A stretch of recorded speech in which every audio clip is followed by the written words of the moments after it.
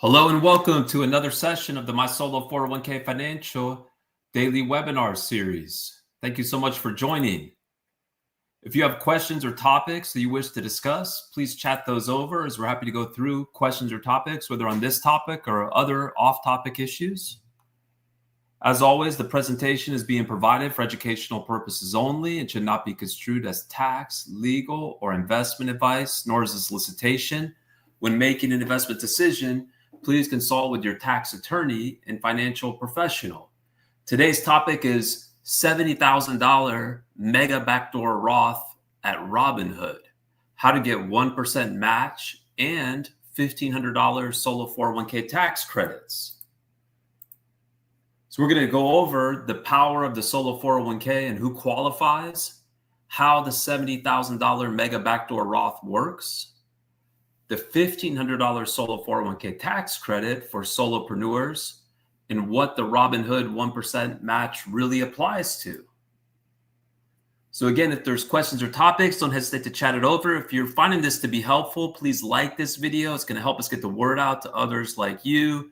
Please subscribe as we go live every day. You'll get notifications of when you go live. You can jump on and hear what we came to discuss, as well as any other questions or topics that you want to discuss. So let's dive in, starting out with solo 401k eligibility. So a solo 401k is for an owner-only business with no full-time W-2 employees. So think like an independent contractor, maybe a solo practicing professional like an attorney or a realtor or a CPA. The key is that the individual is reporting earned self-employment income with no non-owner, non-spouse, full-time W-2 employees. So a spouse that's working in the business can participate, but the individual can't have other non-owner, non-spouse, full-time W-2 employees working for any business owned by that person or a spouse, if any. In terms of some of the top solo 401k eligibility considerations, one is, do I need a separate entity? The answer is no. We have many individuals, for example, who operate via a sole proprietorship without a formal legal entity. And that's fine, as long as they're reporting earned self-employment income. So you do need to report that. That could be reported on Schedule C. For example, if your business is taxed as a sole proprietorship, maybe a single member LLC taxed as a disregarded entity. Earned self-employment income can also be W-2 wages. For example, if your business is taxed as an S Corp or a C Corp. Lastly, earned self-employment income would be income reported on line 14 of a K-1 in the instance of a self-employed business that is taxed as a partnership, filing Form 1065. There's no minimum amount of earned self-employment income that the individual needs in order to be eligible to set up a solo 401k. You can participate along with your spouse or business partner as long as your spouse or business partner is also working in the business and reporting their own earned self-employment income. You can have a solo 401k even if you have a W-2 job, a day job. Again, as long as you've got that side self-employment income. You can even participate in your W-2 employer-sponsored plan and be able to set up a solo 401k for your side hustle. So now that we've laid the foundation in terms of solo 401k eligibility, let's build on that and talk about how someone who's eligible to set up a solo 401k could set up a solo 401k like the one offered by My Solo 401k Financial that's going to allow them to make mega backdoor Roth contributions, and how that could potentially allow someone to contribute up to $70,000 for 2025 and then transfer those funds over to a Roth IRA, including a Roth IRA at Robinhood. So the benefits of a mega backdoor Roth solo 401k is that it allows for much higher contributions. For example, all the way up to $70,000 or even more if you're age 50 or older for 2025. And like any Roth contribution, the benefit is not that you take a tax deduction now like you would if you're making a pre-tax contribution.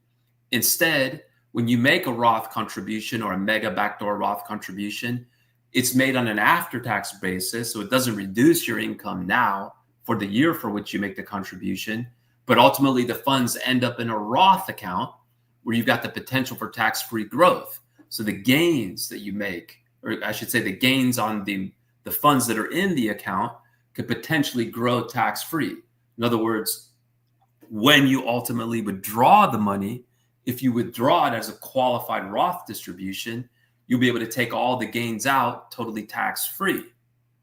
So this key is to, number one, qualify. And we talked about how that means you're self-employed with no full-time, non-owner, non-spouse, W-2 employees, and then setting up a plan like the one offered by my solo 401k financial that allows for voluntary after-tax contributions and then in-service transfers, either to a Roth solo 401k or a Roth IRA, which our plan does. So it's going to be a two-step process. The individual first makes a voluntary after-tax contribution to the solo 401k, then transfers those voluntary after-tax funds out of the plan to a Roth IRA, including a Roth IRA at Robinhood. Now, you also want to work with a provider like us, like my solo 401k financial, that has deep experience in helping customers. Number one, make the contributions to the applicable accounts. In other words, you need to have separate accounts for pre-tax, Roth, and voluntary after-tax funds, as well as providing the ongoing compliance support. Because even though that first step, when you make the contribution, doesn't need to be reported on the personal or business tax return, when you later move it from the voluntary after-tax solo 401k account to the Roth IRA or a Roth solo 401k, in either case, that does need to be reported on the Form 1099-R. And we handle that 1099-R as an optional free service for our customers. In other words, no additional charge. They just have to let us know, provide us the information in a timely fashion, which we make it easy to do because we have online forms for customers to give us that information that we need to prepare the 1099-R. Now, the steps to convert to a Roth IRA at Robinhood are laid out here. Number one, open a voluntary after-tax solo 401k sub-account. Again, you need to have a separate account for voluntary after-tax funds. Make the voluntary after-tax contributions. So deposit those voluntary after-tax contributions into that after-tax account. Step two, convert to a Roth IRA. So transfer the funds from the voluntary after-tax account to a Roth IRA, including a Roth IRA at Robinhood. Step three, provide us the information we need to prepare that 1099-R, which again, we handle as an optional free service. In other words, no additional charge for our customers. Now, there is a deadline to make the contribution. The first step needs to be contributed by the business tax return deadline, including any timely filed extension. There is no deadline to transfer the money, though, to the Roth IRA, although most will want to transfer it shortly after the contribution so that they can start accruing gains on a potentially tax-free basis. So, for example, there's many clients who are still making 2024 contributions, right? Because the deadline is the business tax return deadline, including any timely filed extension. So if their business is taxed as an S Corp and they filed a timely extension for their 1120S, their 2024 contribution deadline is September 15th of 2025, which necessarily means if they make that contribution in 2025 to the after-tax account, it's not going to be transferred out of the after-tax account to a Roth IRA until 2025. So that transfer from the after-tax solo 401k account to the Roth IRA is reportable on a 2025 1099-R to be issued in 2026. Here's a visual example of how it might work. Here we have a one participant solo 401k, so it's just one person. They have two accounts for their solo 401k, one for pre-tax funds, a second for after-tax funds. So again, they first deposit the after-tax contribution into the after-tax account before it gets moved out to the Roth IRA, including a Roth IRA at Robinhood. So now that brings us to the 1% Robinhood match. So this is a promotion that Robinhood offers. Per the information on Robinhood's website, the Robinhood match applies to IRA rollovers. In other words, funds transferred from a 401k to an IRA at Robinhood, including from a solo 401k to your Roth IRA at Robinhood. Robinhood's offering a 1% match on those transfers. So if someone makes a $70,000 voluntary after-tax contribution to their solo 401k for 2025, and then transfers the funds to the Roth IRA at Robinhood, now they will receive, per the Robinhood website, $700 as a match from Robinhood deposited into that Roth IRA account. That's not going to be considered a contribution, right? It's akin to earning interest or a return on your money. So it's not going to be considered a contribution. It doesn't count towards the contribution limits. Now, you would want to verify and review those terms. For example, Robinhood will require you to keep the money in that account for a certain period of time before you can take it all out without Robinhood clawing back some of the money. So in other words, if people take out the money too soon, say after a couple of years, they may charge a fee for doing that.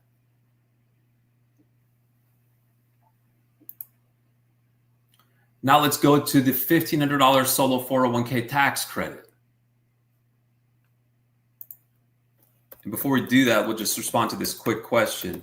So if you go to mysolo401k.net/book, please use that link to book a call.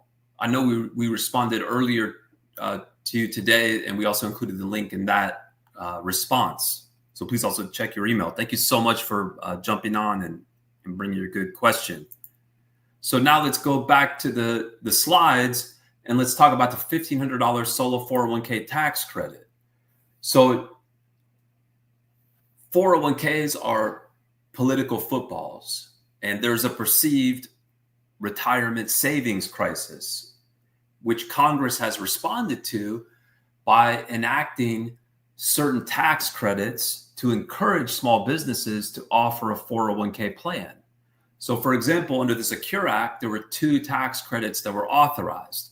One is the startup tax credit, which is not available to a solopreneur or a self-employed person that establishes a solo 401k plan, because in order to be eligible to claim the startup tax credit, there needs to be non-owner, non-spouse employees working in the business, which of course, by definition, a solo 401k plan would not have such employees, because in order to be eligible for a solo 401k plan, you cannot have non-owner, non-spouse, full-time W-2 employees. But there's a second tax credit that was authorized under the Secure Act, which would be available to someone that sets up a solo 401k plan, as long as that plan includes an automatic participation feature, which our plan does. So setting up our plan will make the self-employed business eligible to claim up to $1,500 in solo 401k tax credits, $500 per year for 3 consecutive years. This tax credit is available for both new solo 401k plans, as well as existing plans that are upgraded to our plan that would then include that automatic participation feature. It's also noteworthy that the solo 401k tax credit, this automatic participation credit, unlike the startup cost credit, which is based on the actual cost to set up and maintain the plan, the solo 401k automatic participation credit of $1,500 is not based on the actual cost to set up and maintain the plan. So even though the value of the credit is greater than our fees, the individual is still going to be able to claim the full $1,500 in solo 401k tax credits, as long as they maintain the plan for 3 years. So you can see that there's an illustration, for example, for 2025, as long as the plan is set up or someone upgrades their plan here in 2025, they're going to be able to claim the credit for 3 consecutive years, 2025, 2026, and 2027. In terms of the impact to the cost, the net cost in the first year is $150. In the second year, the value of the credit actually exceeds our fees, because we charge $650, which includes the $525 establishment fee, plus the first $125 annual fee. So for the first year, your net cost would be $150. But in the second and third year, our fee is $125, but the credit is valued at $500. So your cost after the tax credit is actually negative by $375 in the second and third years. So it stated differently, the value of these credits will actually cover all of our fees for more than the first 7 years. It's also noteworthy that this is a tax credit, not a tax deduction.